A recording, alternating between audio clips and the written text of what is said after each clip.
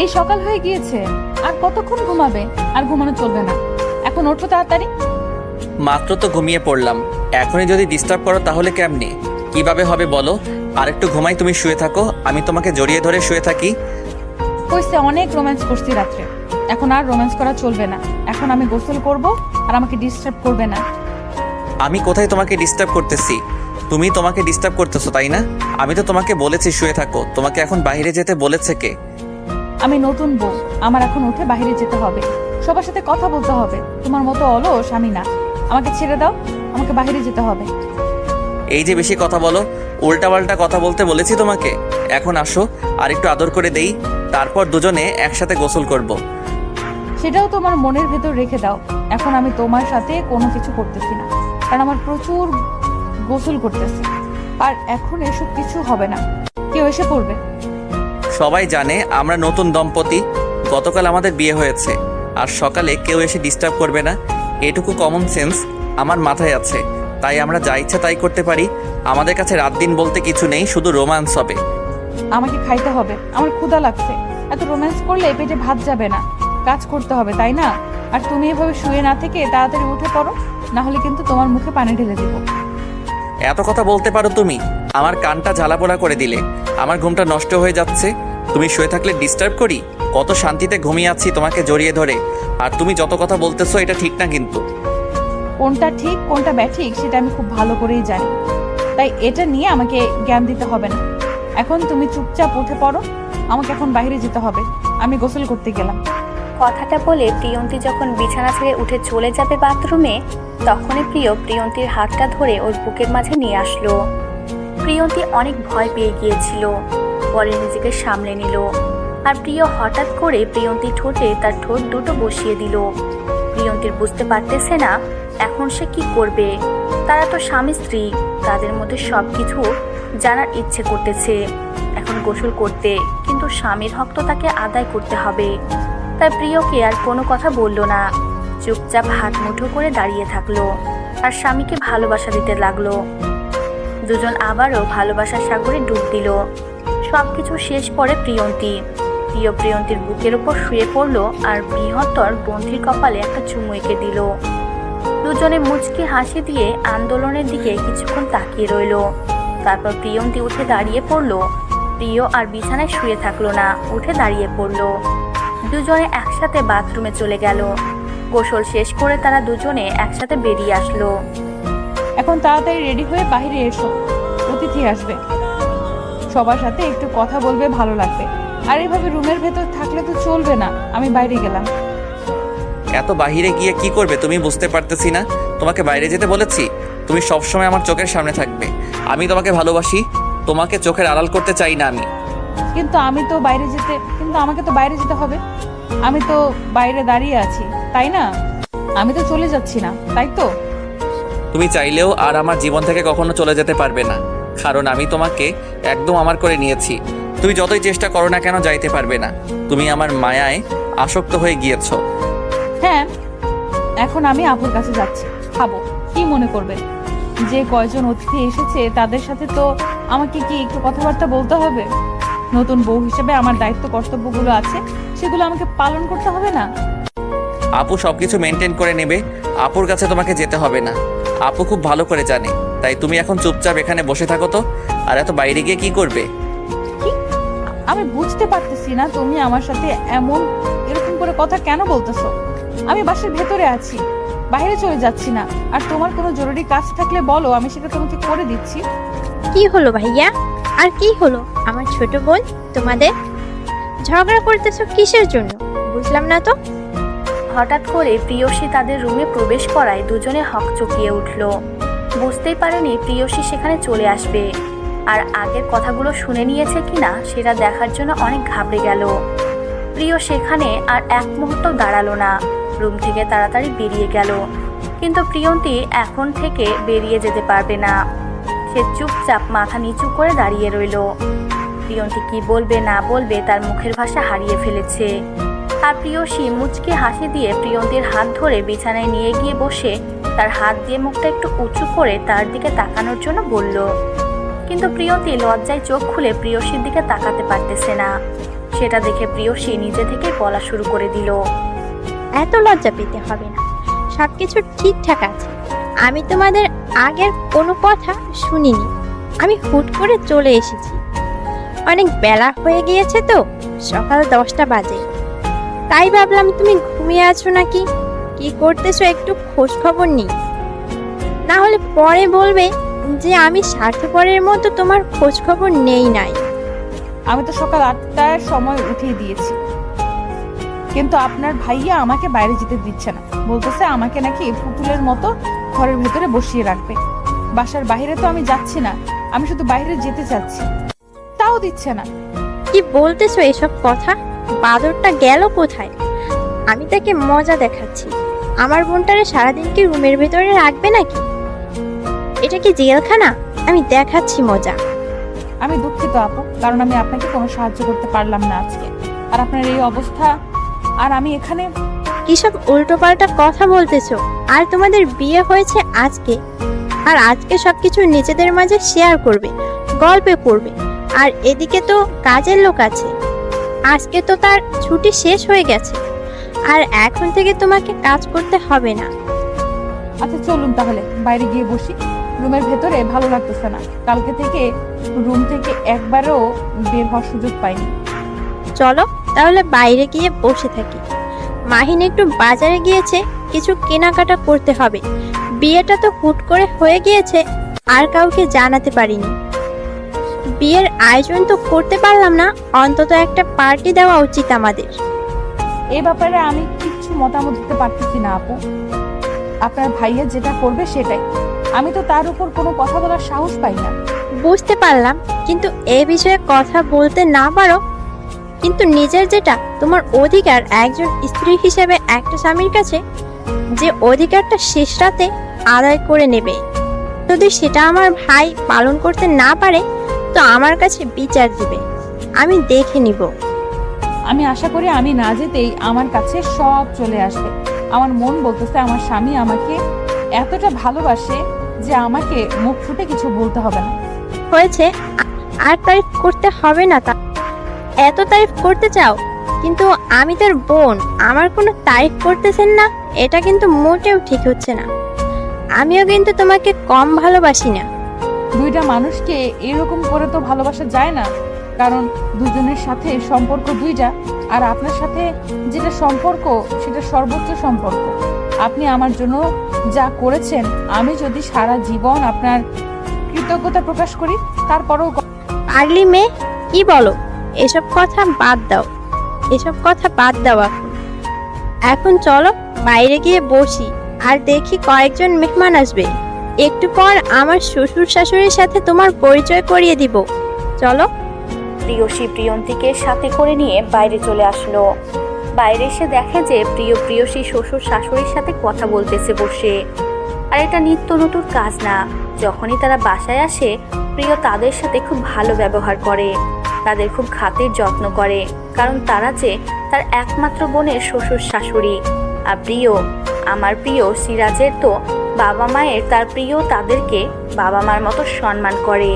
আর প্রিয়সী শ্বশুর শাশুড়ির প্রিয়, আর প্রিয়জনকে নিজের সন্তানের মতো দেখে, কখনো তাদেরকে পরের সন্তান ভাবে না, নিজের সন্তানের মতো সব থেকে ভালোবাসে, বরঞ্চ নিজের সন্তানের থেকে বেশি ভালোবাসে তাদেরকে। তারপর সেখানে প্রিয় শিল্পীকে নিয়ে আসলো, আর তার শ্বশুর শাশুড়ির সাথে সুন্দর করে পরিচয় করিয়ে দিল। প্রিয় সেখান থেকে তাকিয়ে রইল প্রিয়ন্তীর দিকে, আর প্রিয়সী তখন প্রিয়কে একটা গুঁতা মারলো। প্রিয় বুঝতে পারলো তার বোন বুঝতে পেরে গিয়েছে, তাই সে নিজেকে সামলে নিল, আর সেখান থেকে উঠে একটু হাঁটাহাঁটি করতে লাগলো।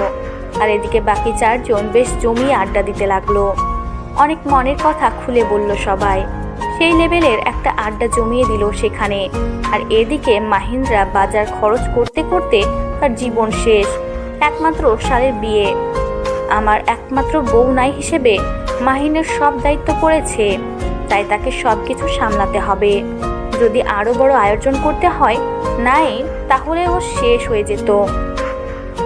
এখন মাহিন মনে মনে বলছে আয়োজনটা না করে তার জন্য ভালোই করেছে।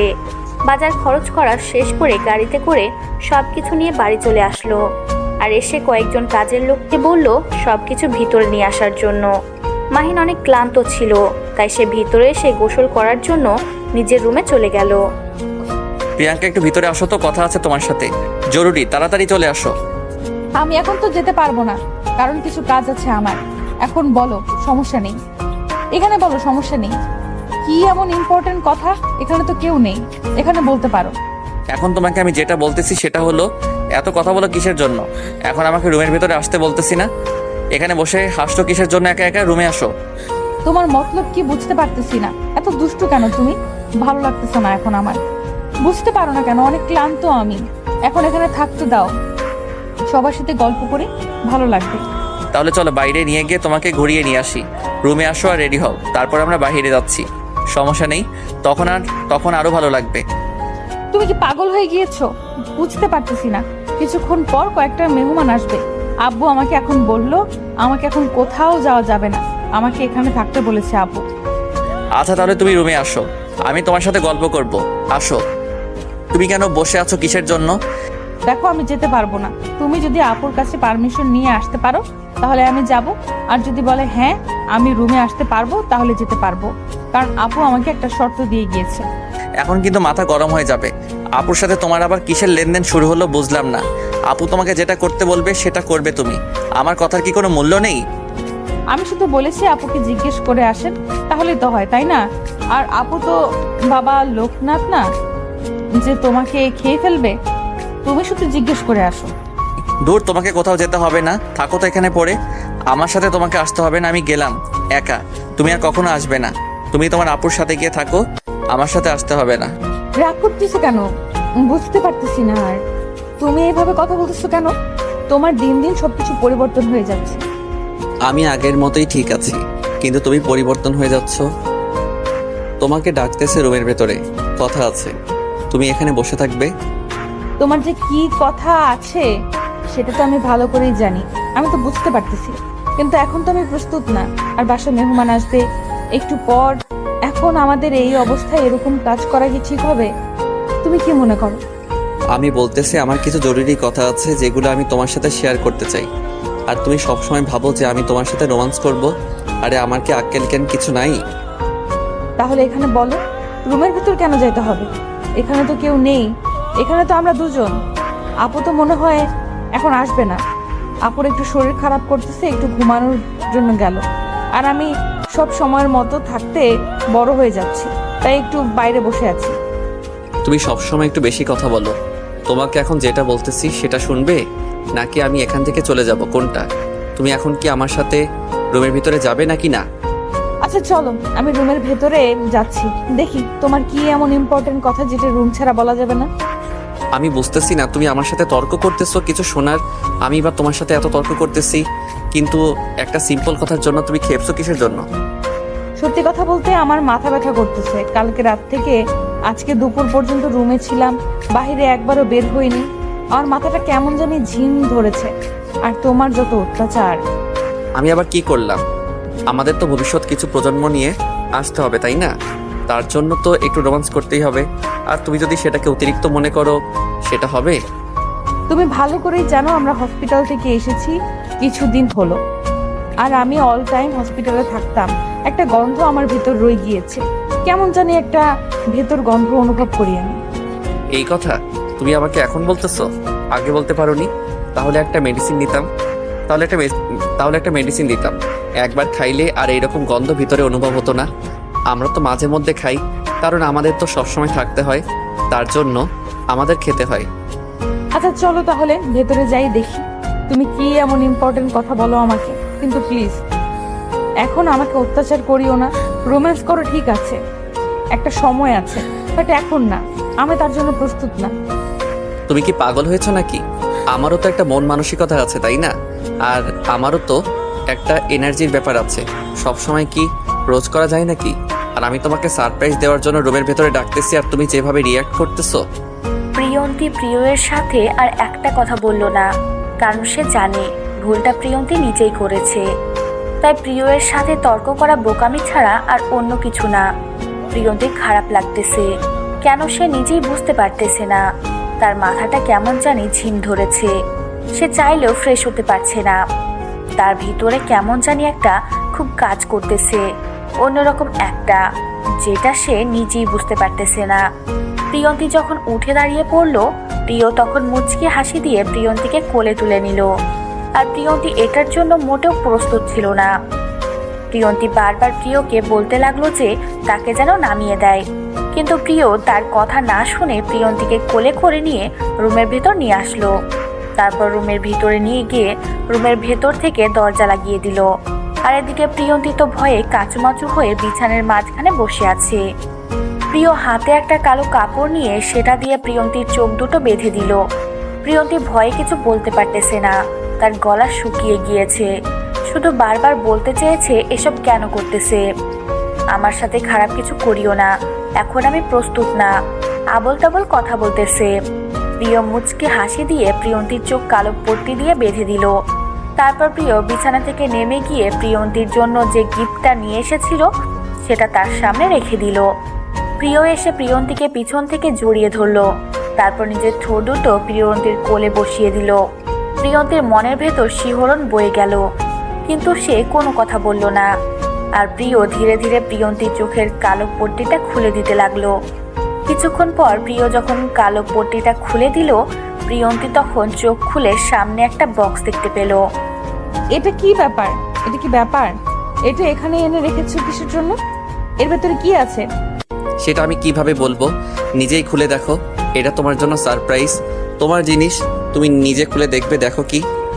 দেখো, আমার সাথে মজা করবা না। আর কি উল্টাপাল্টা জিনিস রয়েছে আমার জন্য আমি ভালো করেই জানি। দুষ্টুমি করার জন্য নিশ্চয়ই কোনো উল্টাপাল্টা জিনিস তুমি আমার জন্য এনেছো। আর টাকা নষ্ট করার কি আছে? সবকিছু আছে আমার, তাই না? তুমি একদম আনরোমান্টিক একটা মেয়ে, বুঝতে পারছো? তোমার জন্য আমি এত কষ্ট করে জিনিসটা নিয়ে আসলাম, তুমি খুলে দেখে অবাক হয়ে কোথায় জড়িয়ে ধরে আমাকে একটু আদর করে দেবে সেটা না করে তুমি এখনই সংসার নিয়ে চিন্তা ভাবনা করতেছো, এটাই ঠিক? আচ্ছা, আমি খুলে দেখতে চাই। এইভাবে রাগ দেখাও কেন সব সময়? তোমার রাগ দেখলে সত্যি বলতে আমার কান্না আসে। আমি কন্ট্রোল করতে পারি না নিজেকে। তোমাকে আমার এতটা ভয় লাগে, প্লিজ আমাকে রাগ দেখাবে না তুমি। আমিও চাই না আমার প্রিয় মানুষটাকে রাগ দেখাতে, যেহেতু আমার বাবা মা কেউ নেই, আমার শুধু একটা বোন আছে। আর আমার দুলাভাইটাও অনেক ভালো মনের মানুষ। তুমি আমার একমাত্র আপন মানুষ, যাকে আমি বিশ্বাস করে আমার মনের ভিতরে যত লুকানো কথা আছে সব কিছুই বলতে পারবো। এখন তুমি সেই বিশ্বাসটা রাখবে আমার? দেখো, একটা কথা বলি তোমাকে, সেটা হচ্ছে যে আমি প্রথম থেকে তোমাকে পছন্দ করতাম না, কিন্তু একবার যেহেতু বিয়ে হয়ে গিয়েছে, আমি যেহেতু বাঙালি মেয়ে, সারা জীবন তোমার সাথে আমাকে থাকতেই হবে। আর আমি গরিব ঘরের একটা মেয়ে, তোমার মায়ায় শক্ত হয়ে গিয়েছি। আমি চাইলেও আর ফিরে যেতে পারবো না। আর একটা বিশ্বাস করতে পারো, আমার জীবন গেলেও আমি তোমার হাত ছেড়ে দেব না। তোমাকে কখনো ঠকাবো না, তোমার বিশ্বাসের মর্যাদা কখনো নষ্ট করব না। আমি আমার সবটুকু দিয়ে তোমাকে আগলে রাখবো, যতদিন এই দেহে প্রাণ আছে, যতদিন আমি নিঃশ্বাস নিতে পারবো। আমি শুধু তোমাকে ভালোবাসবো। এতদিন যেটা করেছি, অন্যায় করেছি, ভুল করেছি, আমি সে ভুলের পাপের প্রায়শ্চিত্ত করতে চাই। আমাকে অবিশ্বাস করতে হবে, তাহলেই না আমি আপনার বিশ্বাসের মর্যাদা রাখতে পারবো। যদি আপনি আমাকে বিশ্বাস না করেন, তাহলে আমি আপনার বিশ্বাসের মর্যাদা কেমনে রাখবো? আমি তোমাকে কথা দিচ্ছি, আমি তোমাকে কখনো অবিশ্বাস করব না, সবসময় বিশ্বাস করে যাব। কিন্তু তুমি সেই বিশ্বাসটা নিয়ে কখনো খেলা করবে না, কারণ আমি অনেক খারাপ ছিলাম। আমাকে ভালো হতে সাহায্য করো, তুমি আমার জীবন সঙ্গী হিসেবে। আমি আপনাকে কথা দিচ্ছি, আমি আপনাকে কখনো ছেড়ে যাব না, কখনো একা করে রেখে চলে যাব না। আমি আপনাতে আসক্ত হয়ে গিয়েছি। আপনার কাছেই আমি সারা জীবন থাকতে চাই। আপনার জন্য দরকার হলে আমি নিজের জীবনটাও দিতে প্রস্তুত। প্রিয় আর কোনো কথা না বলে প্রিয়ন্তীকে শক্ত করে জড়িয়ে ধরল। তারপর দুজনেই একটুও নিজেদের ভালোবাসা বহিঃপ্রকাশ করলো। একজন অন্যজনকে সুন্দর সুপ্ত আদর করে দিল। তারপর প্রিয় প্রিয়ন্তীকে ছেড়ে দিয়ে একটু সরে বসলো আর প্রিয়ন্তীকে ইশারা করে বলল বক্সটা যেন খুলে দেখে। তারপর প্রিয়ন্তী বক্স খুলে দেখে, বক্সের ভিতর একটা ডায়মন্ডের নেকলেস। প্রিয়ন্তীর কাছে এটা একটা স্বপ্নের মতো মনে হচ্ছে, কারণ তার মতো একটা গরিব ঘরের মেয়েকে ডায়মন্ডের নেকলেস গিফট করছে। তার স্বামীর কাছ থেকে সেটা কখনোই কল্পনা করেনি সে। শুধু সবসময় কল্পনা করেছে যে কিভাবে পড়াশোনা করে ভালো রেজাল্ট করবে, তার নিজের ভিত্তি তৈরি করবে। কিন্তু যখন তার বাবা অসুস্থ হয় তখন তার সব স্বপ্ন ধূলিসাৎ হয়ে যায়। তারপর তার জীবনটা একদম গ্রামের কালচার মতো করে সাজিয়ে নেয়। প্রিয়ন্তী অবাক হয়ে ডায়মন্ডের নেকলেসের দিকে তাকিয়ে রইল। আর প্রিয় সেটা বুঝতে পারলো যে এটার জন্য মোটেও প্রস্তুত ছিল না প্রিয়ন্তী। তারপর ডায়মন্ড নেকলেসটা প্রিয় হাতে তুলে নিল, তারপর নিয়ে আর সে তার ভালোবাসার মানুষটিকে পরিয়ে দিল। আর তখন প্রিয়ন্তীর মনের ভিতর থেকে একটা আনন্দ, কি একটা খুশির, কি একটা উল্লাস কাজ করতেছে সেটা একটা মেয়ে বুঝতে পারবে। এটা কোনো ছেলে বা অন্য কেউ বুঝতে পারবে না। একটা মেয়ে যখন তার ভালোবাসার মানুষের কাছ থেকে কোনো গিফট, আর সেই গিফটটা যখন ভালোবাসার মানুষ নিজেই পরিয়ে দেয়, তখন তার মনের ভিতরে একটা কি ফিলিংস কাজ করে সেটা একটা মেয়েই শুধু বুঝতে পারবে। তারপর প্রিয়ন্তী খুশির কারণে কান্না করে দিল। তার চোখ বেয়ে নোনা জল গড়িয়ে পড়ল। সেটা সুন্দর করে মুছে দিল প্রিয়। তারপর আবার তাকে বুকে টেনে নিল, কপালে একটা ভালোবাসার পরশ এঁকে দিল সুন্দর করে। তারপর প্রিয়ন্তীকে একটু বিছানা থেকে নামিয়ে নিয়ে আয়নার সামনে নিয়ে গেল। তারপর দুজনেই আয়নার দিকে তাকিয়ে আছে অবাক দৃষ্টিতে। সত্যি আজকে অনেক সুন্দর লাগতেছে। প্রিয়ন্তী নিজের রূপ দেখে নিজেই মুগ্ধ। প্রিয় পিছন থেকে জড়িয়ে ধরে রেখেছে প্রিয়ন্তীকে। প্রিয়ন্তীর ভিতরে মনে হচ্ছে যে তোলপাড় শুরু হয়ে গেছে। তার শরীরে কোনো শক্তি নেই। সে প্রিয়র গায়ে হেলান দিয়ে দাঁড়িয়ে আছে। কি হলো, তুমি ঠিক আছো তো? তোমাকে এরকম দেখাচ্ছে কিসের জন্য? অসুস্থ মনে হচ্ছে তোমার। এরকম কিছু হলে চলো, তোমাকে ট্রিটমেন্ট করাচ্ছি আমি।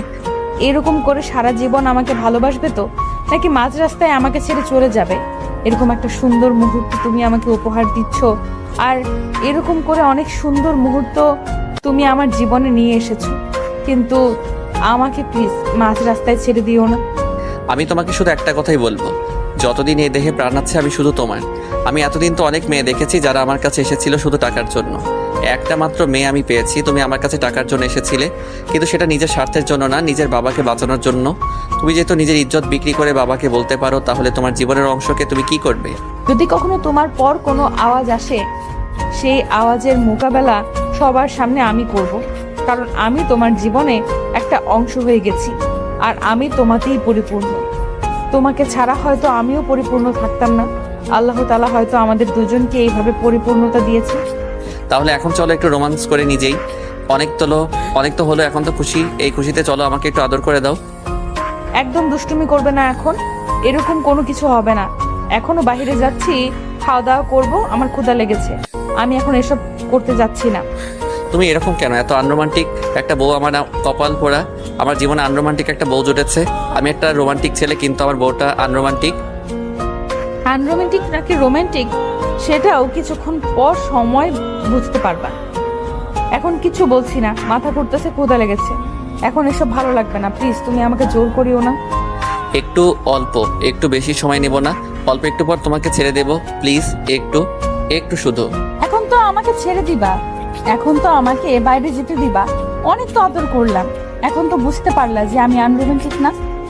তাও আমি তোমাকে আনরোমান্টিকের খেতাবটাই দেব, কারণ তুমি যত বাহানা করতে পারো আমি জানতাম না।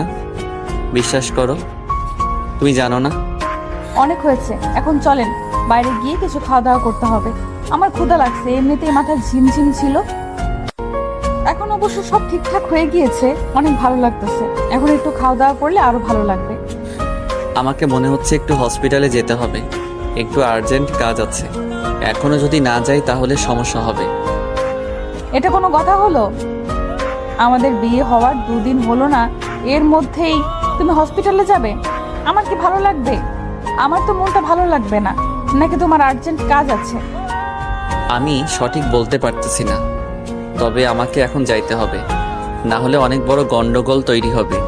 তাই এখন যাচ্ছি, রাগ করিও না। আমি 1 ঘন্টার মধ্যে ফেরত আসব। এমন কোন আর্জেন্ট কাজ আছে যেখানে আজকে না গেলে হয় না?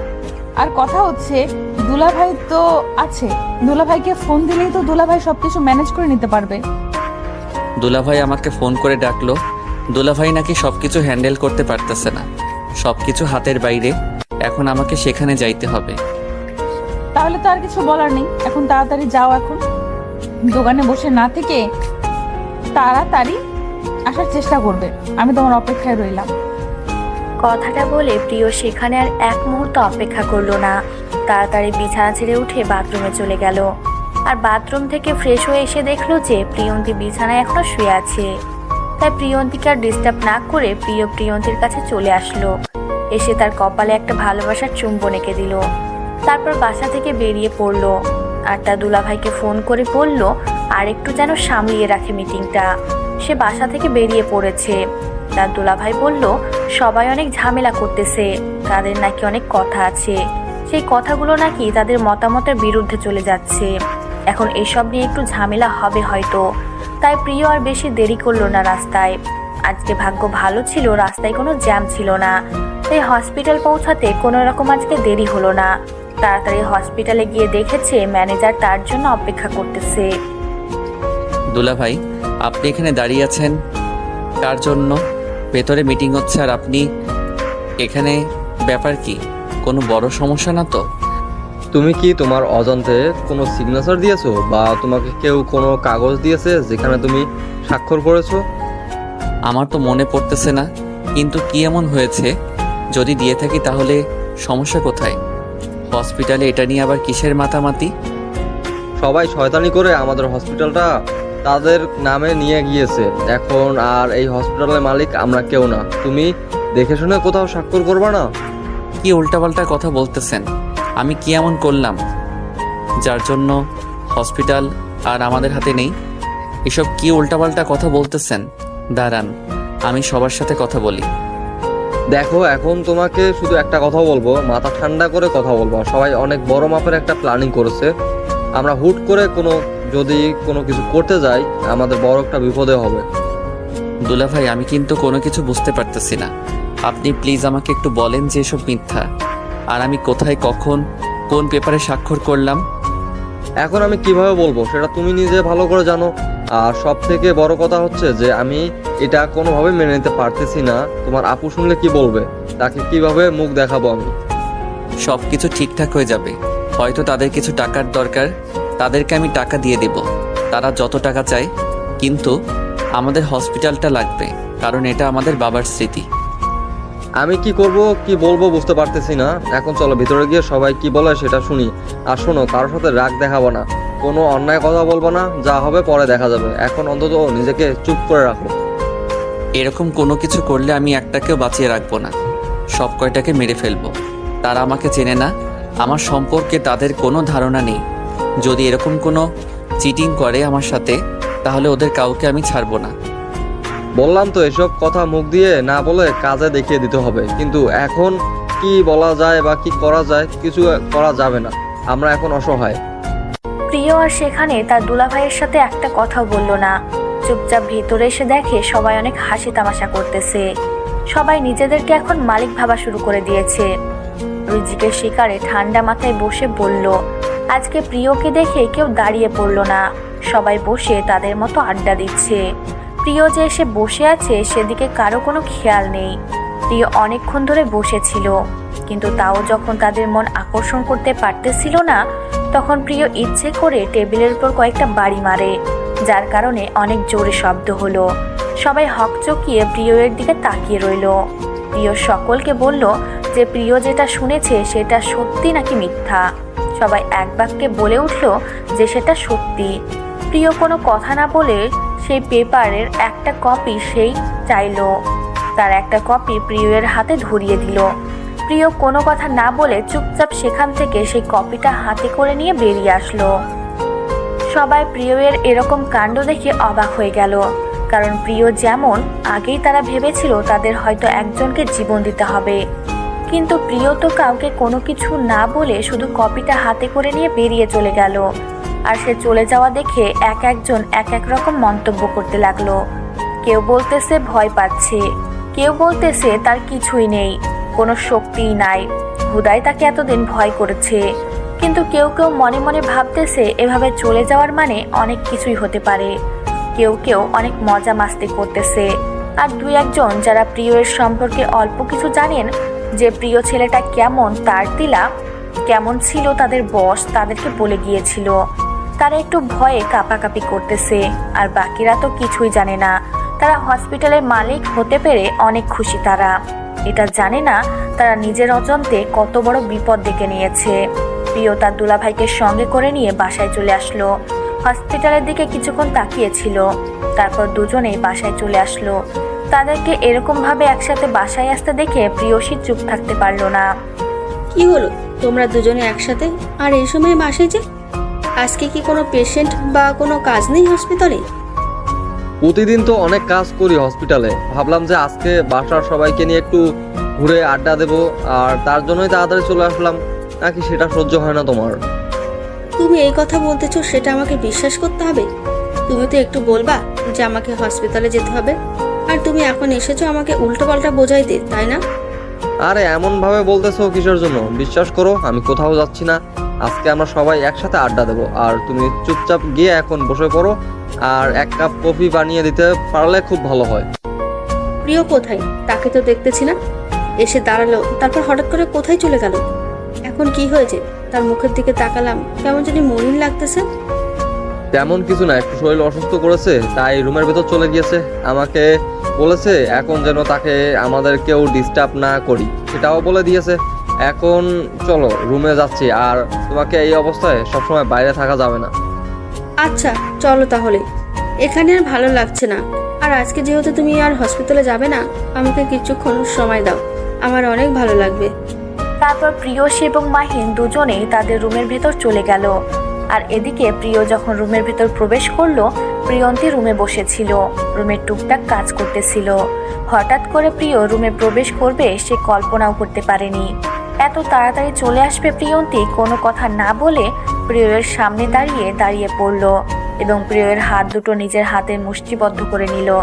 তারপর প্রিয়ন্তী তার মাথাটা প্রিয়ের বুকে রাখলো।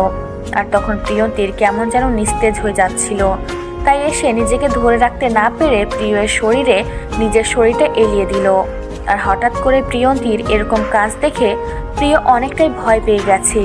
কি থেকে কি হয়ে গেল এটা? উল্টাপাল্টা চিন্তা মাথায় চলে আসলো। প্রিয় অনেক টেনশন করতেছে।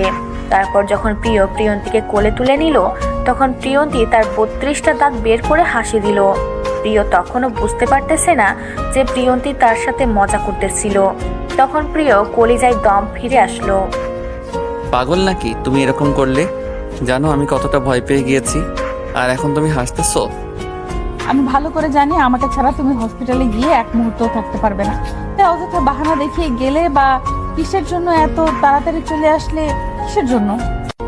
তুমি তো সবকিছু জানো, তোমাকে ছাড়া ভালো লাগে না। তাই ভাবলাম সে যখন হসপিটালে তোমার একটা আলাদা কেবিন তৈরি করে নিতে পারবে আমার কেবিনের পাশে, যখন তখন আমি তোমাকে ডিস্টার্ব করতে পারবো। তখন থেকে হসপিটালে নিয়মিত যাব, তার আগে না। এসব কি আজে বাজে কথা বলছো? এইভাবে যদি চলতে থাকে তাহলে সংসার চলবে কিভাবে? এখন তো শুধু আমরা দুজন, কিছুদিন পর তো আমরা 3 জন 4 জন এরকম হয়ে যাব। ভাইয়া আমাদের জন্য কত করবে শুনি? কাউকে আমাদের জন্য করতে হবে না, এখন সবাই মিলেমিশে থাকতে চাই, এটা হলো বড় কথা। আর হসপিটালে একটু সমস্যা হয়েছে, এখন আমি কয়েকদিন ভালো মতো কোথাও যাচ্ছি না, প্লিজ আমাকে ডিস্টার্ব করিও না। কি উল্টাপাল্টা কথা বলতেছো? আমি কি তোমাকে ডিস্টার্ব করি? আর আমি তোমার সব সময় পাশে থাকতে চাই, সেটা যে কোনো পরিস্থিতিতেই হোক না কেন। আমার মাথাটা কেমন জানি ব্যথা করতেছে, একটু মাথায় হাত বুলিয়ে দাও তো, যেন ভালো লাগা কাজ করে। আমাকে নামিয়ে দাও, তুমি শুয়ে পড়ো। আমি তোমার সেবা যত্ন করতে চাই শতবার। তুমি আমার স্বামী। আমাকে কি স্বামী হিসেবে গ্রহণ করতে কোনো সমস্যা আছে নাকি? যেভাবে কথা বলতেছো, সমস্যা থাকলে বলতে পারো। কি উল্টাপাল্টা কথা বলছো? আমার মাথায় কিছুই ঢুকতেছে না। আমার প্রচুর ঘুম পাচ্ছে, আমি এখন ঘুমাবো। তোমার নাকি মাথা ব্যথা করতেছে? চলো একসাথে ঘুমাই, তাহলে দেখবে যে তোমার মাথা ব্যথা থাকবে না। এটা কিন্তু আমার প্রশ্নের উত্তর হয়নি। আমি যেটা প্রশ্ন করেছি তার উত্তর দিবা কিনা সেটা বলতেছো না, কিসের জন্য? আমার ভালো লাগতেছে না এখন। আর যদি তোমাকে আমি স্বামী হিসেবে গ্রহণ না করতাম, তাহলে এতদিন হয়তো আমি আত্মহত্যা করতে পারতাম, তাই না? ভালোবাসাটা হলো মন থেকে আসে। আর যদিও আমি তোমাকে জোর জবরদস্তিতে বিয়ে করেছি, বিশ্বাস করো আমি তোমাকে সত্যিই ভালোবাসি। তাহলে কি তুমি এখন থেকে আমাকে সন্দেহ করা শুরু করে দিয়েছো? মানে আমার কথা তোমার বিশ্বাস হচ্ছে না? সবকিছু বিশ্বাস হয়। আমি শুধু একটা কথা বলবো, তোমার সাথে সারা জীবন তোমার হাতে হাত রেখে তোমাকে আমার জীবনের সঙ্গে করে নিয়ে সারা জীবন পথ চলতে চাই, সুন্দর একটা সংসার গড়ে তুলতে চাই। এখন কি করলে বিশ্বাস হবে আমি তোমার একজন বিশ্বাসযোগ্য স্ত্রী হতে পারবো? আমাকে কি এমন পরীক্ষা দিতে হবে? আমি সব পরীক্ষা দিতে প্রস্তুত। আমি আমার ভালোবাসাকে আগলে রাখার জন্য। তোমাকে কিছু করতে হবে না, আমি তোমাকে বিশ্বাস করি নিজের জীবনের থেকেও বেশি। আরও কথা হচ্ছে যে আমরা আমাদের সংসারটাকে গুছিয়ে নিতে চাইছি। এই সামান্য বিষয় নিয়ে কেউ কারোর সাথে তর্ক করতে চাই না। ধীরে ধীরে এই সামান্য তর্ক বড় ঝগড়ায় পরিণত হবে না, এর কোনো গ্যারান্টি আছে? ও আচ্ছা, তাহলে এই ব্যাপার। তাহলে তুমি ভয় পাচ্ছ যে আমি তোমার সাথে তর্ক করে তোমাকে ছেড়ে চলে যাব না তো? না তো। আরে পাগল, আমি তোমার সাথে তর্ক করি এমনিতেই। মন খারাপ থাকলে তোমার সাথে কথা বললে আমার মন ভালো হয়ে যায়। সেটা আমি বুঝতে পারলাম না। আমি চাই আমাদের সুন্দর একটা সংসার হোক। আমরা দুজনের পাশে থেকে দুজনের জীবনের সারা জীবন একসাথে কাটিয়ে দিতে চাই। হয়েছে, আমি তোমাকে কথা দিচ্ছি আর অকারণে তোমার সাথে কোনো তর্ক করব না। এখন থেকে তুমি যেটা বলবে সবকিছু আমি মেনে চলবো। একজন স্বামী হিসাবে একজন স্ত্রীকে আদর করতেই পারে, আর আমার স্ত্রী হিসেবে দায়িত্ব আছে। আমার স্বামী যেটা বলে সেটা আমাকে মেনে নিতে হবে। আমি জানি তোমাকে জোর করে বিয়ে করেছি, তোমার বাবাকে মানুষের কাছে জিম্মি করেছিলাম। তোমার কি এটা নিয়ে মনে কিছু আছে? থাকলে বলো। প্রথমে তোমাকে অনেক খারাপ ভেবেছিলাম, প্রথমে তোমাকে অনেক জঘন্য একটা মানুষ ভেবেছিলাম, কিন্তু পরে যখন ধীরে ধীরে তোমার সম্পর্কে জানতে পারলাম তখন ভালো লেগেছিল। তার জন্য তোমাকে বিয়ে করে এখনো তোমাকে ভালোবেসে এখানে আছি, না হলে কবেই মরে যেতাম। যেটাই বলো না কেন সব সহ্য হয়। এই মরে যাওয়ার কথা প্লিজ কখনো বলবে না। এই কথাটা আমার সহ্য হয় না। আর আমি অনেক মেয়ে দেখেছি, তোমার মতো মেয়ে আমি কখনো দেখিনি, যারা আমার কাছে এসেছিল শুধু টাকার জন্য এসেছিল। একমাত্র তুমি একজন ব্যক্তি নিঃস্বার্থভাবে ভালোবেসে আমার সাথে আছো তুমি। হয়েছে, আমাকে নিয়ে টেনশন করতে হবে না। আর সব থেকে বড় কথা হচ্ছে আমি গ্রামের মেয়ে। গ্রামের আলো বাতাস, গ্রামের রূপ সৌন্দর্য আমি মুগ্ধ হয়ে বড় হয়েছি। এই চার দেয়ালের ভিতর আমি বন্দি থাকতে পারি না, তাই আমার মাথা ব্যথা করে। আসলে তোমাকে কিছু সত্যি কথা বলার ছিল, যার জন্য তোমাকে আমি রুমের ভেতর নিয়ে আসলাম। কথা হচ্ছে যে আমাদের হসপিটাল আমাদের নেই, কিছু মানুষরূপী অমানুষ আমাদের কাছ থেকে সব কিছু কেড়ে নিয়েছে। কি বলতেছো সব আবল তাবল কথা? আর এটা কি সত্যি? তোমাকে দেখে তখন থেকে আমার কেমন জানি লাগতেছে। হ্যাঁ, এটাই সত্যি দুলাভাই। আর আমি সেজন্য একসাথে বাসায় ফিরে আসলাম। আর এই অবস্থায় আপুকে খবরটা দিতে পারতেছি না, ভেবে পাচ্ছি না আপু শুনলে কি অবস্থা হবে। এখন উপায় কি? আপুকে তো এই সিচুয়েশনে বলা যাবে না। আর হসপিটালে ফেরত নেওয়ার কোনো উপায় আছে কি, নাকি সব উপায় শেষ? আমার মাথায় কোনো কিছু ঢুকতেছে না। আমি কি করব না করব ভেবে পাচ্ছি না। আমি কি একটা ভুল করেছি? একটা ভুলের কারণে আজকে আমরা ধ্বংসের মুখে। দেখো, একদম টেনশন করবে না, সবকিছু ঠিকঠাক হয়ে যাবে। আজ যত টেনশন করবা তত বার জিনিসগুলো এলোমেলো হয়ে যাবে। মাথা ঠান্ডা করে কাজ করো, দেখবে যে খুব তাড়াতাড়ি সবকিছু সমাধান হয়ে যাবে। আমি অন্য কিছু ভাবতে পারতেছি না। আমার যে কি হবে আমি বুঝতে পারতেছি না। আমার ভিতরটা ফেটে যাচ্ছে। তুমি আমার কোলে মাথা রেখে শুয়ে পড়ো, আমি তোমার মাথায় হাত বুলিয়ে দিচ্ছি। দেখবে যে টেনশন কমে যাবে। আর চোখ দুটো বন্ধ করে শুধু আমাদের ভালোবাসাটাকে কল্পনা করো আর অনুভব করো। আমি পারতেছি না প্রিয়ন্তী, আমি কোনো কিছু ভাবতে পারতেছি না। টেনশনটা আমাকে কুড়ে কুড়ে খাচ্ছে আর ভিতরটা আমার ফেটে যাচ্ছে। সবকিছু ঠিকঠাক হয়ে যাবে, সবাই পরামর্শ করো। আর তোমার বড় ভাইকে ফোন দিয়ে জানাও তিনি যদি কিছু করতে পারে। আর তুমি এখন আমার কোলে মাথা রাখো, আমি তোমার মাথায় হাত বুলিয়ে দিচ্ছি। ঠিক হয়ে যাবে সবকিছু, টেনশন নিও না। আমি ভাবতে পারিনি যে তারা আমাদের এত কাছের মানুষ হয়ে এতটা পর হয়ে যাবে। তোমাদের শহরের মানুষগুলো ভালো না, সবাই নিজেদের স্বার্থ রক্ষার্থে একটা মানুষকে মেরে ফেলতে পর্যন্ত পারে। এখানে আমার দোষ কোথায়? মানুষ যদি লোভী হয়ে পড়ে দিনের পর দিন, আর মানুষ যদি অমানুষের মতো কাজ করে, আমি কি করব? আমি তো একটা মানুষ। টেনশন নিও না, সবকিছু ঠিকঠাক হয়ে যাবে, সমস্যা নাই। তুমি চাইলে আমাদের গ্রামে যেতে পারো, দেখবো তোমার মন মানসিকতা পরিবর্তন হয়ে যাবে। আমি হসপিটাল নিয়ে টেনশন করতেছি না। হসপিটাল আজকে না হোক 1 মাস পরে হলো আমাদের আবার হয়ে যাবে। কিন্তু আপু যদি এই খবর শুনে কোনো উপায়, তাহলে তো আপু অনেক ভেঙে পড়বে আর তার সন্তানের অনেক বড় ক্ষতি হবে। তা তার জন্য বললাম যতদিন না আমাদের হসপিটালটা আমরা ফেরত পাচ্ছি ততদিন আমরা গ্রামেই থাকি। আর তুমি চাইলে আমাদের বাসায় গিয়ে থাকতে পারো, যদি আমার বাসা পছন্দ না হয় তাহলে ফেরত আসবে। আপু কি যেতে রাজি হবে নাকি না বুঝতে পারতেছি না। তুমি আপুকে গিয়ে বলো, প্রস্তাবটা দাও, কি বলে তারপর না হয় আমি গিয়ে কথা বলবো। আমি যদি আগে বলি তাহলে কেমন দেখায় বিষয়টা। আচ্ছা, এটা এখন আপাতত স্থগিত থাকুক। আমি রাত্রে খাবার টেবিলে সবাইকে বলে দেখব, তখন সবাই কিছু বলতে পারবে না। এখন তুমি আমার কোলে মাথা রেখে শুয়ে পড়ো। তারপর প্রিয় প্রিয়ন্তীর কোলে মাথা রেখে শুয়ে পড়ল। আর প্রিয়ন্তী তার কোমল হাত দিয়ে প্রিয়ের মাথায় আলতো করে বুলিয়ে দিচ্ছে আর কপালে সুন্দর করে নরম হাতের ছোঁয়া দিয়ে দিচ্ছে। প্রিয় টেনশন থেকে মুক্ত হতে যাচ্ছে, কিন্তু পারতেছে না। এক নিমিষের মাঝে করা একটা ভুলের কারণে এত বড় একটা দুর্ঘটনা ঘটে গেল তার জীবনে। প্রিয়ন্তী চুপচাপ প্রিয়ের সুন্দর সেবা যত্ন করতে লাগলো। একসময় প্রিয়ের ঘুম চলে আসলো কখন যে সে ঘুমিয়ে পড়েছে নিজেও জানে না। এদিকে প্রিয়ন্তী সুন্দরভাবে তার স্বামীর সেবা যত্ন করতেছে। প্রিয়ন্তী একটু পর বুঝতে পারল যে প্রিয় এখন ঘুমিয়ে গিয়েছে, কিন্তু প্রিয়ন্তী সেখান থেকে আর উঠে যেতে পারল না। একটা দায়িত্ববোধ আছে, আর এখন যদি একটু নড়চড় করে তাহলে প্রিয় একরকম ভেঙে যাবে, আবার টেনশন করবে। তাই প্রিয়ন্তী সেখানেই বসে রইল। হঠাৎ করে দরজা খোলার শব্দে দরজার দিকে তাকিয়ে দেখে প্রিয়সী তাদের রুমে প্রবেশ করতেছে।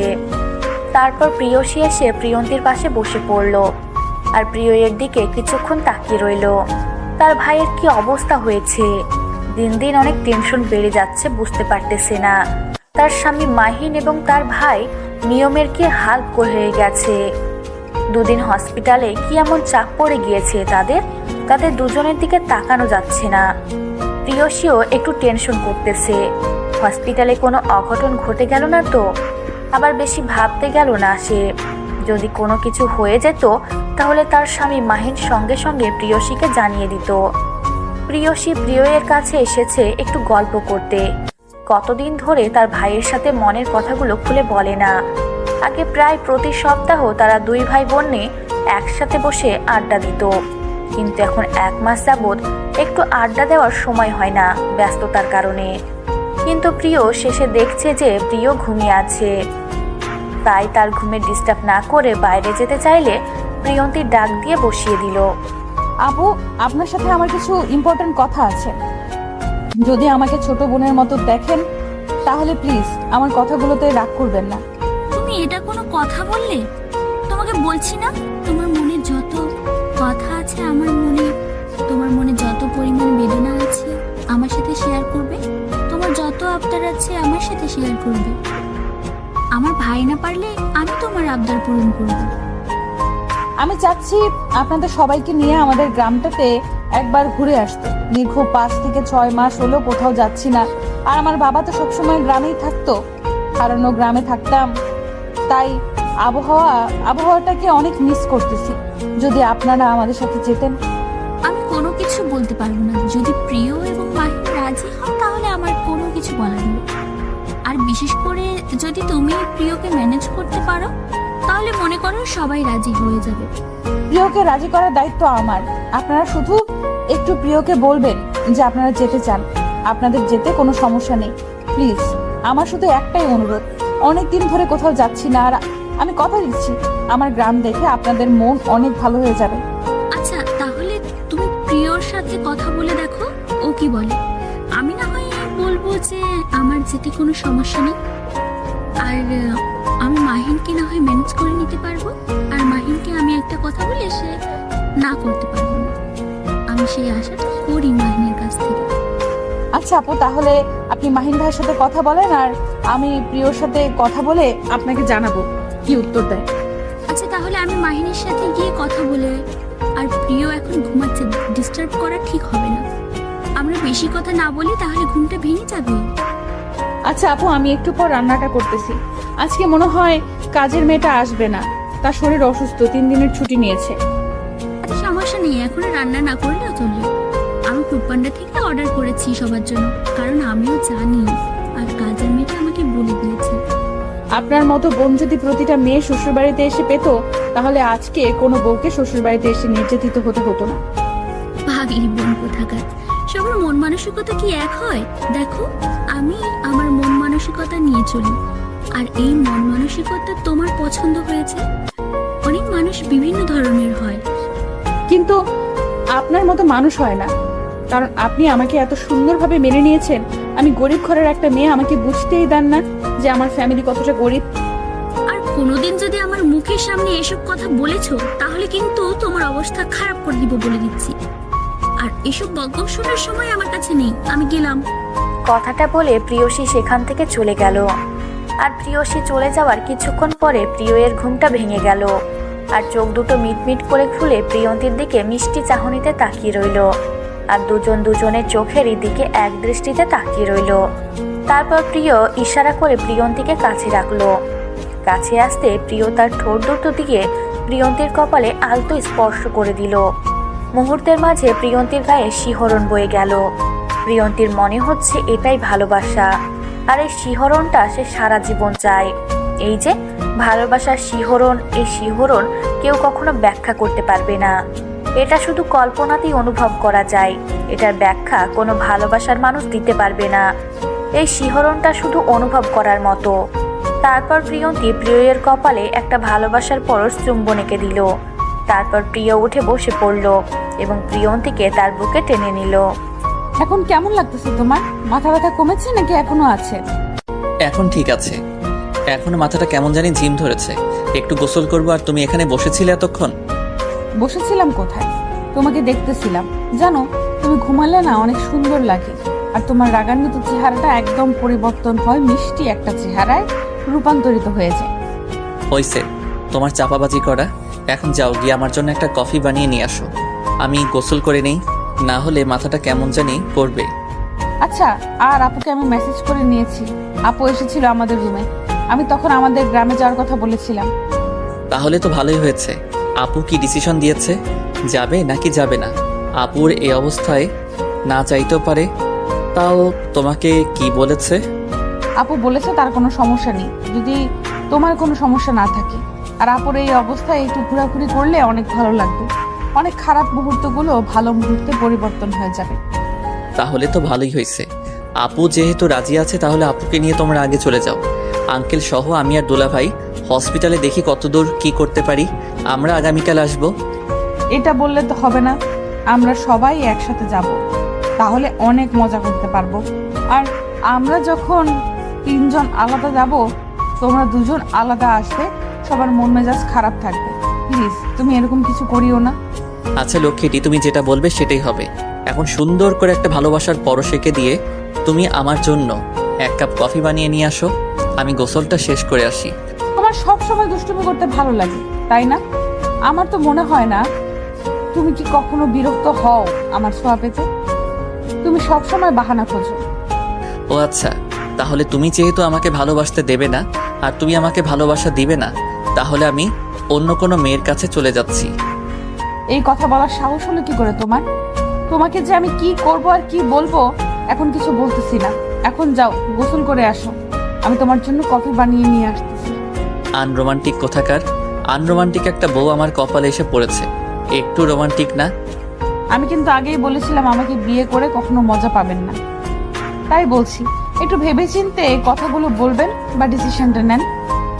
আপনি তো বলেছিলেন যে কোনো সমস্যা হবে না, তাহলে আজকে আনরোমান্টিক বলতেছেন কাকে শুনি? আচ্ছা হইছে, এখন আর তোমার সাথে আমি ঝগড়া করতে পারবো না। তুমি এখন আমার জন্য এক কাপ কফি বানিয়ে নিয়ে আসো। আমি এই ফাঁকে গোসলটা করে আসি। কথাটা বলে প্রিয় যখন বিছানা থেকে নেমে যাবে, তখন হঠাৎ করে আচমকা প্রিয়ন্তী প্রিয়ের ঠোঁটে নিজের ঠোঁট দুটো আলতো করে ছুঁয়ে দিল। প্রিয় আচমকা এরকম ঘটনার সম্মুখীন হয়ে তো অবাক হয়ে গেল। আর প্রিয়ন্তী এক দৌড় দিয়ে রুমের বাইরে চলে গেল, যাতে করে প্রিয় তাকে কোনো লজ্জায় ফেলে দিতে না পারে। প্রিয় বেচারা কি আর করবে, কিছু তো বলতে পারছে না তার বউকে। তার বউ পালিয়ে গেছে এখান থেকে। তাই একটু মুচকে হাসি দিয়ে বাথরুমে চলে গেল গোসল করার জন্য। আর এদিকে প্রিয়ন্তী এক দৌড় দিয়ে রান্নাঘরে চলে এসেছে কফি বানানোর জন্য। আর এদিকে প্রিয়সী বসে ভাবতেছে যে মাহিন কি গ্রামে যাওয়ার জন্য রাজি হবে কিনা। মাহিন বলেছিল যে একবার সে গ্রামে গিয়েছিল, তারপর থেকে তার গ্রামে যাওয়ার কোনো ইচ্ছা নাই। প্রিয়সী একা রুমের ভেতর বসে আছে। তার কেমন জানি খারাপ লাগতেছে। আজকে হঠাৎ করে সে কি একটা কারণে মন খারাপ করে বসে আছে। তার মনের ভেতর কোনো কারণ খুঁজে পাচ্ছে না। আর এদিকে মাহিন বাজারে গিয়েছে, এখনো ফেরার নাম গন্ধ নাই। কালকে একটু অল্প পরিসরে সবাইকে ইনভাইট করে খাওয়া দাওয়া করাবে। আর এদিকে তো সবকিছু প্ল্যান করতে হবে, রাতের মধ্যে সবকিছু গুছিয়ে নিতে হবে। কিন্তু এখনো মাহিন বাজার থেকে ফিরতেছে না কেন? কিসের জন্য? হঠাৎ করে কলিং বেলের শব্দ পেল। তাড়াহুড়ো করে না গিয়ে ধীরে ধীরে গিয়ে দরজাটা খুলে দিয়ে দেখে মাহিনের বেহাল অবস্থা। বাজার করতে করতে ঘামিয়ে গিয়েছে, কেমন জানি একটা অবস্থা হয়ে গিয়েছে, চেনা যাচ্ছে না। তারপর মাহিন তাড়াহুড়ো করে সবকিছু স্টোর রুমে রেখে দিয়ে দৌড়ে নিজের রুমে চলে আসলো। পিছনে পিছনে প্রিয়সী রুমের ভিতরে চলে আসলো। কি হয়েছে তোমার? এই অবস্থায় কিসের জন্য? আর এত সময় লাগে এইটুকু বাজার করতে? সে কথা তুমি আর বলিও না। আমি ভাবলাম যে দ্রুত যাব, দ্রুত ফেরত আসবো, কিন্তু সেখানে গিয়ে কয়েকজন ক্লায়েন্টের সাথে দেখা, তাদের সাথে একটু গল্প করতে লেট হয়ে গেছে। আর যখন বাজারে গেলাম, বাজারে গিয়ে দেখি বৃষ্টি পড়তেছে। তাহলে একটু অপেক্ষা করে তারপর বাজার করে নিয়ে বাসায় ফিরতে। আর আমাকে একবার ফোন করে বলে দিলে এত টেনশন হতো না। আর তুমি সেই গেলে আর এখন ফিরে আসলে। বাদ দাও এসব কথা, এসব নিয়ে কোনো কথা বলতে চাই না। আর আমি একটু ভিজিট করলাম যাতে করে বাইরে বেশ কথা হয় আর তোমার টেনশন কম হয়। হাত ধরো না, তোমার সাথে একটা কথা ছিল। আর কথাটা হচ্ছে যে প্রিয় এবং প্রিয়ন্তী হানিমুনে তো কোথাও গেল না। আজকে প্রিয়ন্তী আমার কাছে একটা আবদার করেছে, আমি তো সেটা না করতে পারি না। তাহলে মেনে নাও, কি বলেছে সেটা করো, বা কোথায় যেতে চায় সেটা ব্যবস্থা করো, দিচ্ছি, সমস্যা কি? যেহেতু তারা বিয়ের পর কোথাও যায়নি এখন পর্যন্ত। প্রিয় এবং প্রিয়ন্তী প্ল্যান করেছে তারা প্রিয়ন্তীর গ্রামটা ঘুরে দেখে আসবে। অনেক সুন্দর শস্য শ্যামলে ভরপুর একটা গ্রাম। আমি তো বলেছি যে আমি যাব, কিন্তু এখন যদি তুমি বলো না, তাহলে আমরা দুজন যাব না, ওরা গিয়ে ঘুরে আসবে। আচ্ছা, আমি এই বিষয় নিয়ে কোনো কথা বলতে চাই না, প্রিয়র সাথে কথা বলবো। যদি প্রিয় বলে যে ও যাবে তাহলে আমরা যাব, কোনো সমস্যা নেই। এখানে প্রিয় যেটা বলবে আমি সেটাতেই রাজি আছি। আচ্ছা যাও, এখন গিয়ে গোসলটা শেষ করে নাও, পরে এসব নিয়ে কথা বলা যাবে। আজকে এসব নিয়ে কথা বলার সময় না। কালকে একটা ছোট পরিসরে হলেও একটা আয়োজন হচ্ছে, এসব ঝামেলা শেষ করে তারপর এটা ভেবে দেখা যাবে। আচ্ছা, আমরা যেটা করতেছিলাম সেটা করি, এসব নিয়ে পরে টেনশন করব। তুমি এসব নিয়ে একদম টেনশন করবে না, তুমি আমাদের অনাগত বাবুকে নিয়ে টেনশন করো। তারপর প্রিয়সী কোনো কথা না বলে চুপচাপ বিছানায় গিয়ে শুয়ে পড়ল। আর এদিকে মাহিন গোসল করার জন্য বাথরুমে চলে গেল। প্রিয় মাত্র গোসল শেষ করে বাইরে বেরিয়ে এসেছে আর টাওয়াল দিয়ে আয়নার সামনে দাঁড়িয়ে নিজের শরীরটা পরিষ্কার করতে যায়। এই সময় প্রিয়ন্তী রুমের ভেতর ঢুকে প্রিয়ের এই অবস্থা দেখে একটা চিৎকার দিয়ে হাতে থাকা কাপটা ফেলে দিল। কারণ প্রিয়ন্তী প্রিয়ের এরকম চেহারা, এরকম লুক এর আগে কখনো দেখেনি। এত ফিটনেস, আর হঠাৎ করে চিৎকার শুনে তো প্রিয় পিছনে তাকিয়ে দেখে প্রিয়ন্তী চোখ বন্ধ করে দাঁড়িয়ে আছে আর নিজের হাত দুটো চোখের উপর দিয়ে দাঁড়িয়ে আছে। প্রিয় বুঝতে পেরে গেল তার এমন অবস্থা হওয়ার কারণ কি। আর প্রিয় নিচের দিকে তাকিয়ে দেখে তার কফি মাটিতে গড়াগড়ি খাচ্ছে। কি আর করার, বউয়ের হাতের কফি খাওয়া হলো না তার ভাগ্যে। তারপর প্রিয় ধীরে ধীরে প্রিয়ন্তীর কাছে চলে আসলো। এসে প্রিয়ন্তীর দুই বাহুতে দুই হাত রাখলো প্রিয়। আর তখন প্রিয়ন্তীর মনের ভিতর কেমন জানি অচেনা একটা অদ্ভুত অনুভূতি কাজ করতেছিল। তার শক্তিটা কেমন জানি লোপ পাচ্ছে, আর তার যে নিঃশ্বাস সেটা অনেক দ্রুত ভারী হয়ে যাচ্ছে। স্বাভাবিকভাবে নিঃশ্বাস নিতে পারতেছে না, তার হার্টবিট কেমন জানি থেমে যাচ্ছে। আর প্রিয়ন্তীর চোখ খোলা তো দূরের কথা, নিঃশ্বাস নিবে সেই নিঃশ্বাসটা পর্যন্ত ভালো মতো নিতে পারতেছে না। আর প্রিয়ের নিঃশ্বাস তার মুখের উপর পড়তেছে। কেমন জানি একটা অদ্ভুত অনুভূতি কাজ করতেছে প্রিয়ন্তীর মনের ভেতর। আর প্রিয়ন্তীর ইচ্ছে করতেছে এখান থেকে দূরে কোথাও চলে যেতে একটা দৌড় দিয়ে, কিন্তু কোনো এক অজানা বাধায় সে আবদ্ধ হয়ে সেখানেই দাঁড়িয়ে আছে। চাইলেও সে সেখান থেকে এক পা কোথাও যেতে পারতেছে না। প্রিয়ন্তী শেষ পর্যন্ত নিজেকে ধরে রাখতে পারলো না, গাটা এলিয়ে দিল প্রিয়ের বুকে। কি হলো, তুমি ঠিক আছো তো? এই প্রিয়ন্তী, এই মায়াবতী, কি হলো?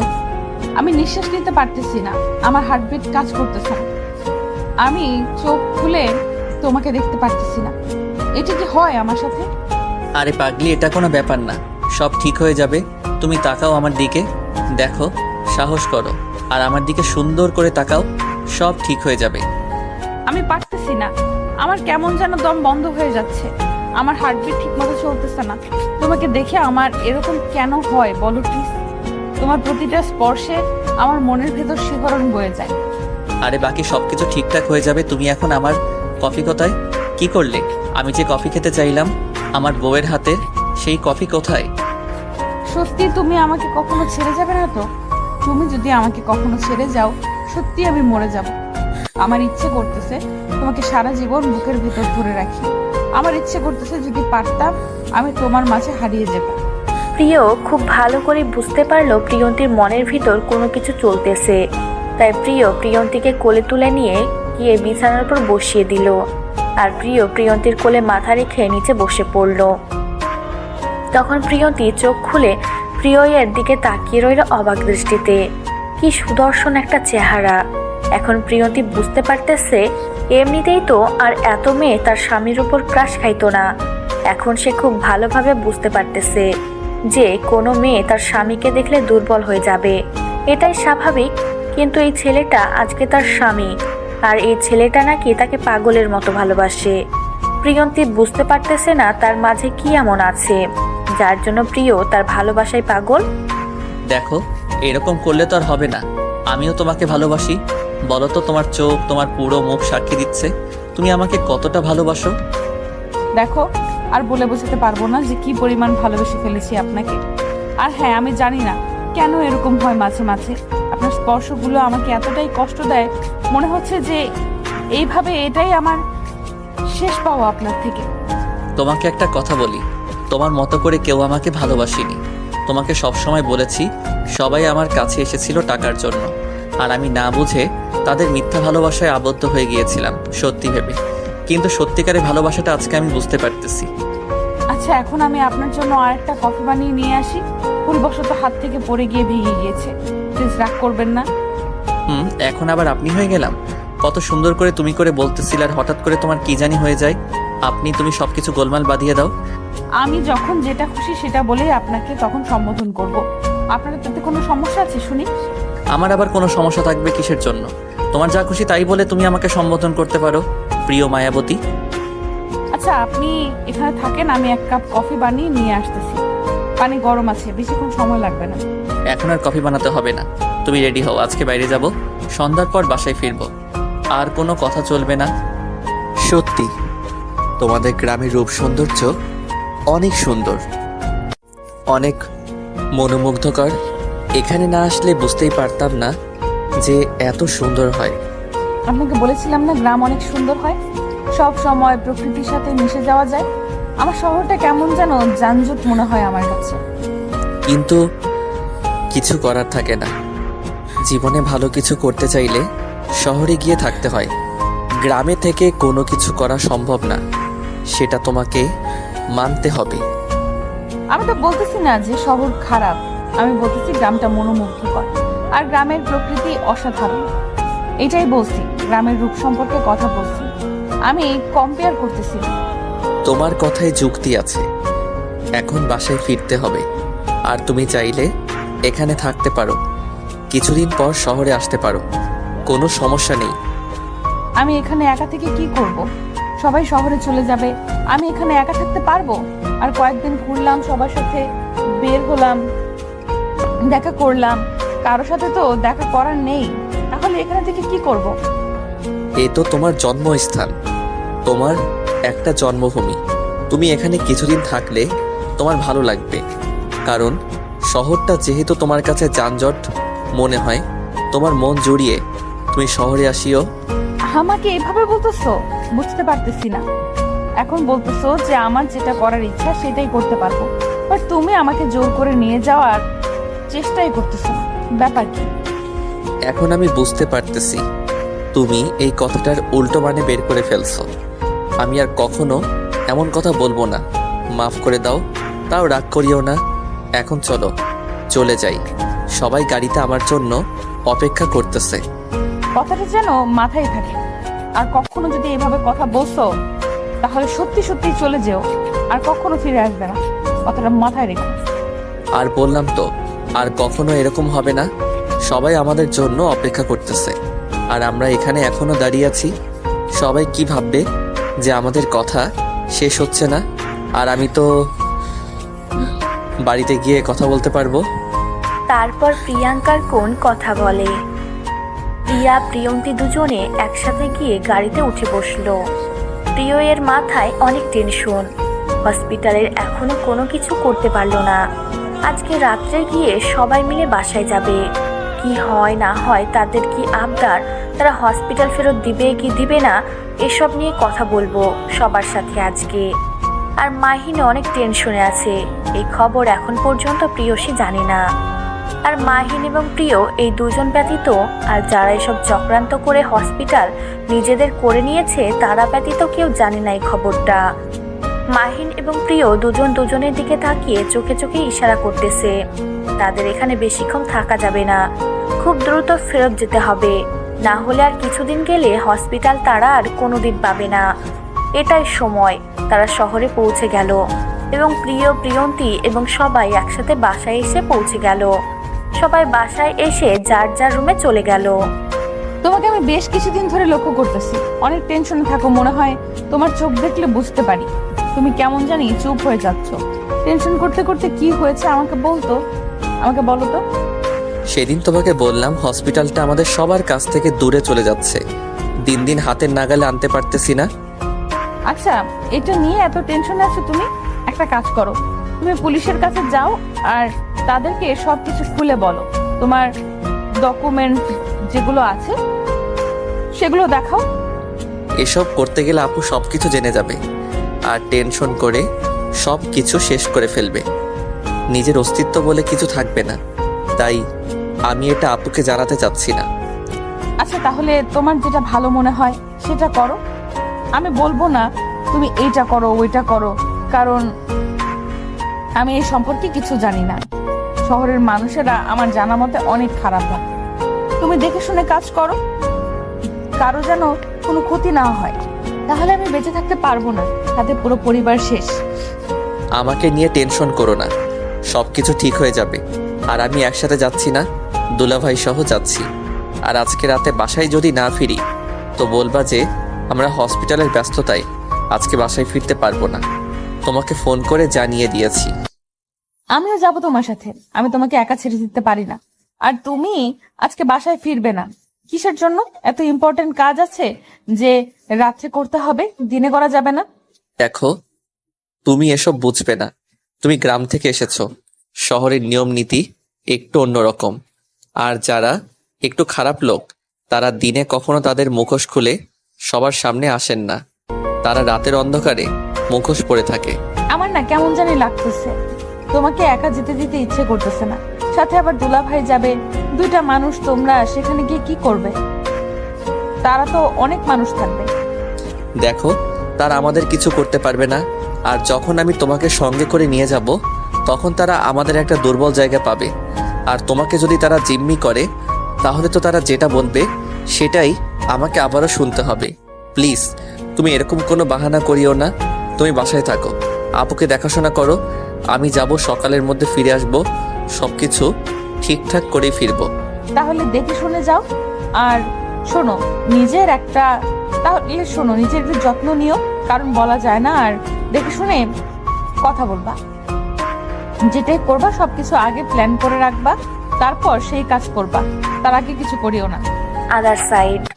মাথা চুলকাতে হবে। প্রিয় আমাকে ফোন দিচ্ছে, আর তো কোনো কাজ আছে, তুমি থাকো। আর না হলে আমি প্রিয়ন্তীকে বলতেছি তোমরা দুজন আজকে একসাথে থাকবে। কেন তোমরা রাতে বাসায় ফিরবে না? দুজনে সারা রাত হসপিটালে কি করবে? আর হঠাৎ করে এরকম প্ল্যান মানে বুঝলাম না। তুমি না তখন আমাকে বললা সব কিছু ঠিকঠাক আছে আর রাত্রে কোথাও যাবে না? দেখো প্রিয় আমাকে ডাকতেছে, আমি না করতে পারবো না, তাই না? আর তাকে তো একা হসপিটালে রেখে আমি বাসায় থাকতে পারবো না। আর একটা রাতের ব্যাপার, সমস্যা হওয়ার কথা না, আমরা সকালেই ফিরে আসবো। কি আর বলবো আমি, যেহেতু দুজনে যাচ্ছ দেখে শুনে যাই হোক। আর হসপিটালে তো এখন একটু মনে হচ্ছে ঝামেলা চলতেছে। আমাদের কাছ থেকে কিছু লুকিয়ে রাখতেছো তোমরা দুজন? তুমি এখন কোনো টেনশন নিবে না মাথায়। আর হসপিটালে কিসের ঝামেলা চলবে? আর ঝামেলা চলতেছে তাহলে আমি তোমাকে বলতাম না? তুমি এখন এই সময় হসপিটালের কথা কেন মনে করতেছো বুঝতে পারতেছি না। তোমার এখন রেস্ট দরকার। তোমার কথা শুনে কেমন জানি আমার সন্দেহ লাগছে। সত্যি কি হসপিটালে কোনো সমস্যা হচ্ছে? যদি হয়ে থাকে আর আমার কাছ থেকে যদি তুমি সেটা লুকিয়ে রাখো, পরে যদি জানতে পারি তাহলে তোমার সাথে আমি নাই। বুঝতে পারতেছি তুমি এখন আর আমাকে আগের মতো বিশ্বাস করতে পারো না। এখন আমি তোমার কাছে একটা অবিশ্বাসের বস্তু হয়ে গিয়েছি, তাই না? আমি বলতেছি না অবিশ্বাসের বস্তু হয়ে গিয়েছো, বলতেছি তুমি আমার কাছ থেকে যদি কিছু লুকিয়ে রাখার পরেও যদি এটা নিয়ে কোনো ঝড় ঝামেলা হয় তাহলে কিন্তু। কিচ্ছু হবে না, তুমি টেনশন নিও না, সবকিছু ঠিকঠাক আছে। তুমি থাকো, আমি যাচ্ছি। আর বেশি দেরি করলে পরে সকালে ফিরতে দেরি হবে। আমার ভাই কি বেরিয়ে গিয়েছে, নাকি দুজনে একসাথে চলে যাবে, নাকি প্রিয় আগে হসপিটালে গিয়েছে তুমি এখন যাবে, কোনটা? প্রিয় আমার জন্য গাড়িতে অপেক্ষা করতেছে। আমরা দুজন একসাথে যাচ্ছি, একসাথেই ফিরে আসবো। কোনো টেনশন নিও না। খাওয়া দাওয়া করে ঘুমিয়ে যাও। আর যদি রাতের মধ্যে ফিরে আসি তাহলে কল দেবো, সমস্যা নেই। কথাটা বলে মাহিন সেখান থেকে বেরিয়ে পড়লো এবং প্রিয়সী কিছু বলল না, চুপচাপ বিছানার উপর বসে পড়লো। আজকে হঠাৎ করে গ্রাম থেকে আসলো, এখন রেস্ট করবে কোথায় সেটা না করে হসপিটালে যাচ্ছে। মাহিন তো নিচে নেমে আসলো এবং সবাইকে ফোন করলো যেন একটা মানুষও পালিয়ে যেতে না পারে হসপিটাল থেকে। প্রিয় সব কিছু রেডি করে রেখেছে। তারা দুজন একসাথে গাড়িতে করে খুব দ্রুত হসপিটালে আসলো এবং হসপিটালের যত মানুষ ছিল সবাইকে আজকে ঘুমের ওষুধ দেওয়া হয়েছে, যাতে করে কেউ বুঝতে না পারে আজকে হসপিটালে কি চলবে আর কি হতে যাচ্ছে। তারপর বাইরে থেকে সবকিছু বন্ধ করে দেওয়া হলো আর বাইরের সিকিউরিটি গার্ডকে বলা হলো আজকে হসপিটালের সব ডক্টর একটু ব্যস্ত আছে, তার জন্য হসপিটালে আজকে কোনো রোগী নেওয়া হবে না। তারপর প্রিয় এবং মাহিন তাদের মিটিং রুমে বসলো আর সবাইকে খবর দিল যেন মিটিং রুমে চলে আসে। তারপর সবাই মিটিং রুমে উপস্থিত হলো, কিন্তু এখন যারা এই হসপিটালটাকে নিজেদের করে নিয়েছে তারা কেউ সেখানে উপস্থিত হলো না। তারা আলাদাভাবে একটা মিটিং বসিয়ে দিয়েছে। তারপর প্রিয় সবাইকে সবকিছু খুলে বলে দিল।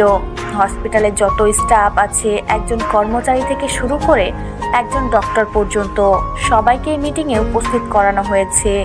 তারপর সবাইকে সবকিছু খুলে বলে দিল আর সবাই সত্যিটা জানার পর অনেক অবাক হয়ে গেল যে তারা এতদিন এই ঘটনা সম্পর্কে কিছুই জানতে পারলো না।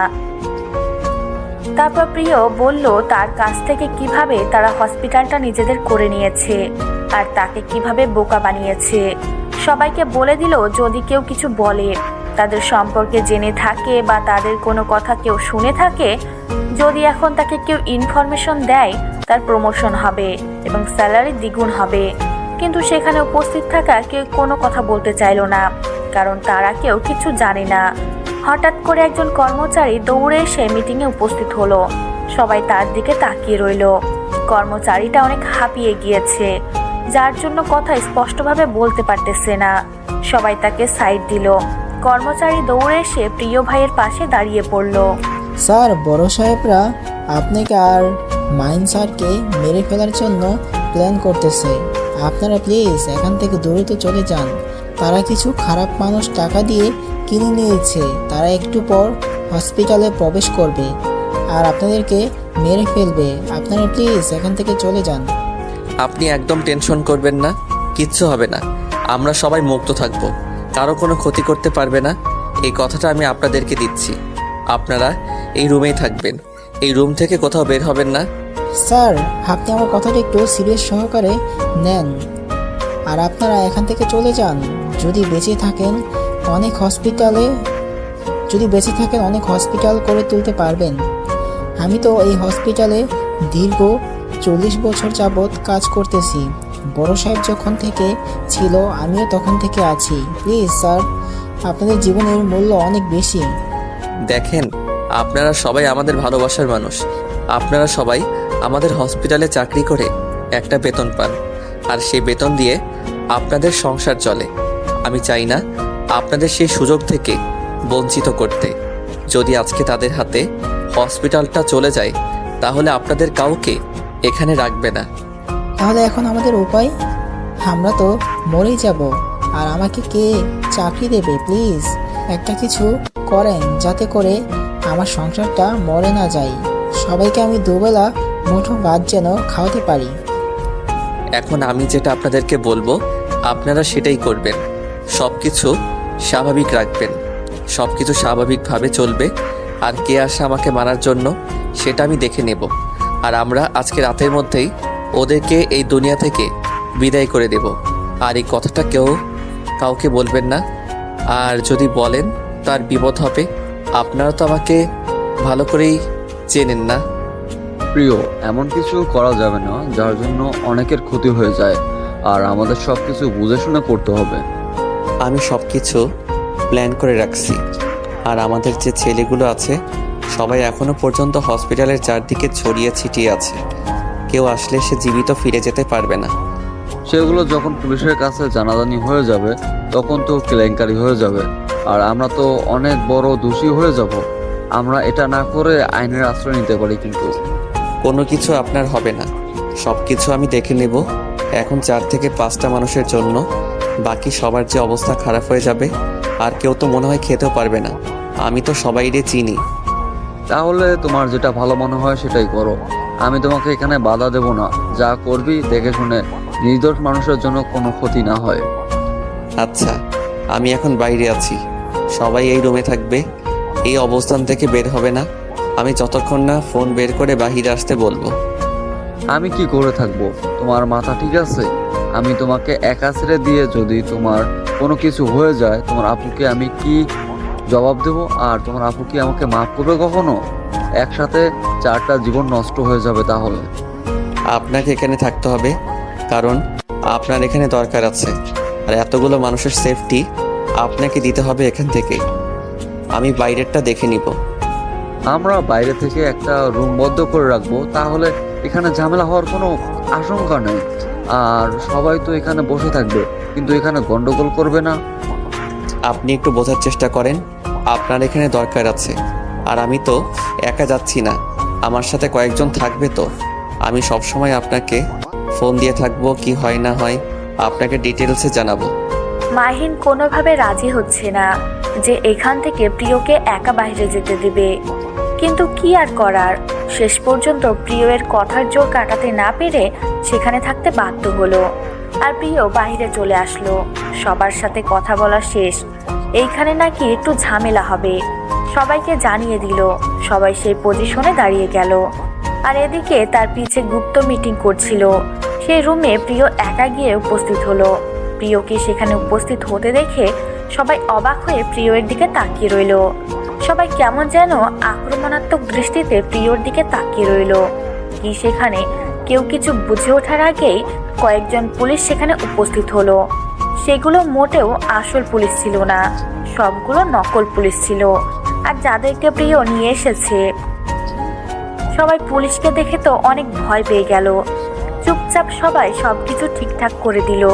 তারা যে কূটনীতি বুদ্ধি অবলম্বন করে প্রিয়ের কাছ থেকে হসপিটাল তারা তাদেরকে নিয়েছিল সবকিছু খুলে বলে দিল।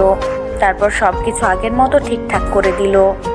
তারপর সেই নকল পুলিশগুলোকে 5 জন ধরে নিয়ে গেল আর 2 জনকে সেখানে রেখে দিল।